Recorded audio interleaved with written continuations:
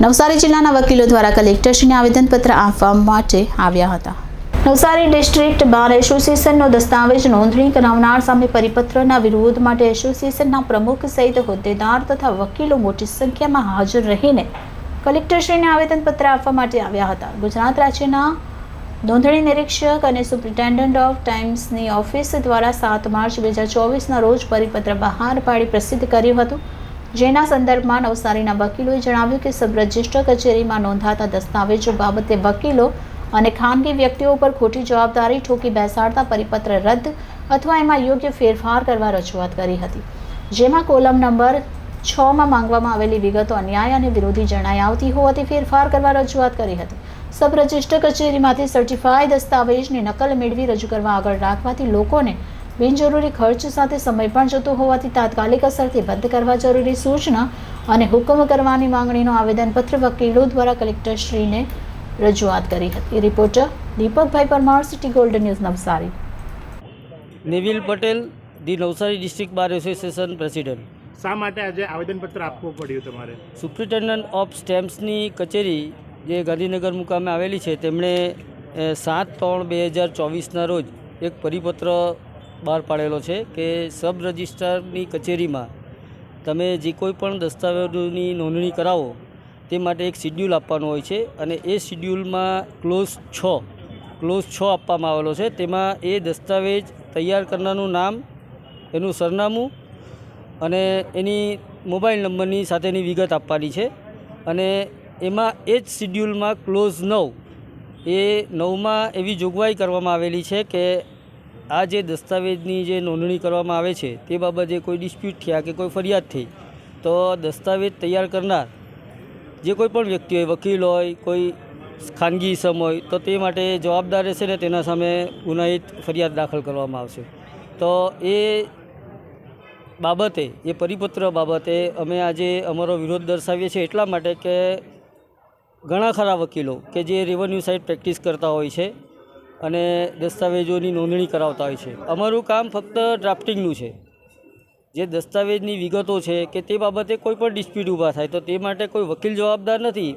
તો આ જે પરિપત્ર છે તે અન્યાયી છે અને જુલ્મી છે એટલા માટે કે કોઈ નિર્દોષ માણસને, વકીલ હોય કે કોઈ ખાનગી ઇસમ હોય, તેને એ દસ્તાવેજની નોંધણીમાં એની પ્રક્રિયા એટલી જ હોય છે કે એ તો ખાલી નોંધણી કરાવી આપે છે, પરંતુ તેમ છતાં કોઈ ગુનાહિત કૃત્યમાં એને ખોટી રીતે સંડોવી દેવો એ ખોટી બાબત છે। એટલા માટે અમે આવેદનપત્ર આપેલું છે અને આ આવેદનપત્રમાં એક બીજો મુદ્દો પણ છે કે જે દસ્તાવેજોની નોંધણી થાય છે તેની જે એન્ટ્રીઓ કરવાની આવે છે સિટી સર્વે ઓફિસમાં, મામલતદાર ઓફિસમાં, તો તે બાબતે અત્યારે એક એવો ફતવો બહાર પાડવામાં આવેલો છે લોકલ સંસ્થા તરફથી કે તમારે દસ્તાવેજોની સર્ટિફાઈડ નકલ તમામ પાના પર એને સિક્કા મારીને કોપી રજૂ કરવાની અને સાથે ઇન્ડેક્સની નકલ રજૂ કરવાની।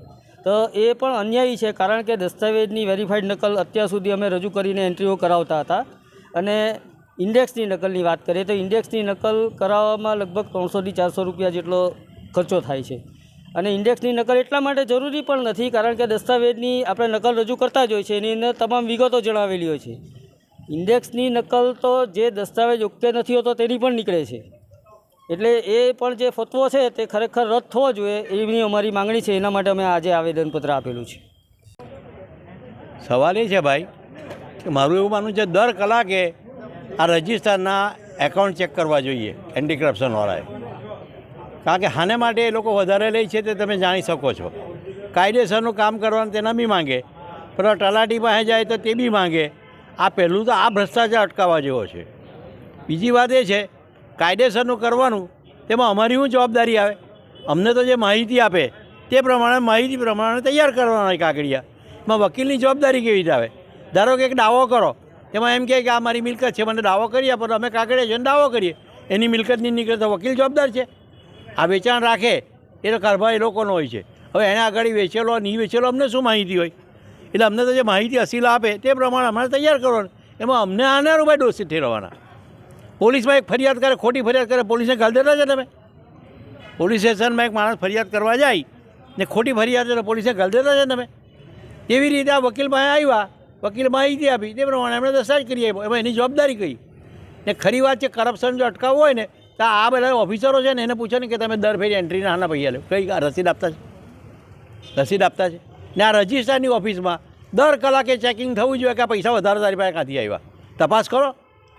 જે અટકાવવું હોય પેલો પારદર્શક વહીવટની જે બધી વાતો છે તો તેમાં જુઓ એ શાના પૈસા લે તમને બી સમજ પડે. ચા પાણીનો શબ્દ છે આપણા દેશ માટે વપરાતો, પણ ચાના પાણીના હોય તો સમજ જા, પણ આ તો ઉપર આ તો શીરાપુરી ના થાય છે ભાઈ.